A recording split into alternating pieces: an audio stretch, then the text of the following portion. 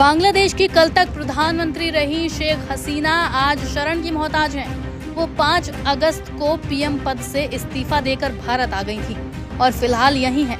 कहा जा रहा है कि वो ब्रिटेन में शरण लेना चाहती हैं, जहां उनकी बहन और बेटे रहते हैं। लेकिन इस बीच ब्रिटेन से शरण की उम्मीद लगाने वाली शेख हसीना को झटका लग गया है।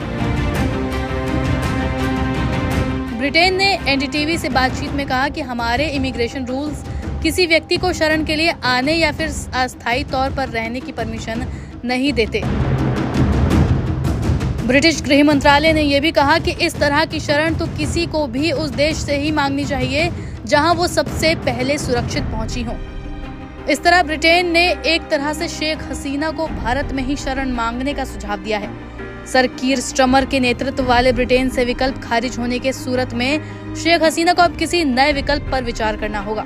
अब तक भारत सरकार की ओर से शेख हसीना के ठहरने पर कुछ कहा नहीं गया है, लेकिन बांग्लादेशी मीडिया का कहना है कि शेख हसीना अंतरिम ठहराव के लिए ही भारत पहुंची थी और वो यहां से किसी और देश जा सकती हैं। लेकिन अब तक वो हिंडन एयरबेस में ही ठहरी थी। कुछ वक्त पहले उन्हें दिल्ली में ही किसी सुरक्षित ठिकाने पर ले जाया जा चुका है।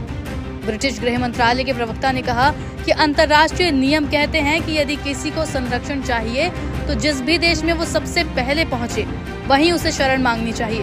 अब तक ये भी साफ नहीं है कि शेख हसीना ने ब्रिटेन से शरण मांगी है या नहीं।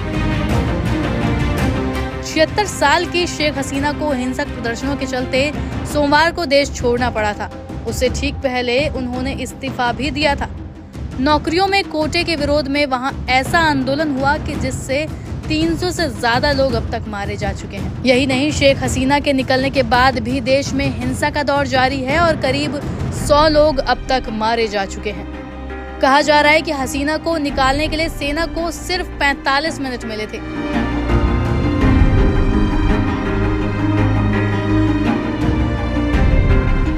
शेख हसीना अब जाएं तो जाएं कहां? यदि शेख हसीना को ब्रिटेन में शरण नहीं मिलती तो उन्हें किसी और देश का रुख करना होगा। इसके अलावा तब तक भारत में ही रहना होगा। सूत्रों का कहना है कि भारतीय एजेंसियां भी चाहती हैं कि शेख हसीना यहां ज्यादा दिन न रहें। ऐसा इसलिए क्योंकि उनके यहां ठहरने से बांग्लादेश में भारत के खिलाफ माहौल बन सकता है। भारत के लिए बांग्लादेश से अच्छे संबंध रखना बेहद जरूरी है, क्योंकि पाकिस्तानी एजेंसियां वहां हावी हो सकती हैं। ऐसे में हसीना की कीमत पर भारत सरकार ढाका से संबंध नहीं बिगाड़ना चाहेगी।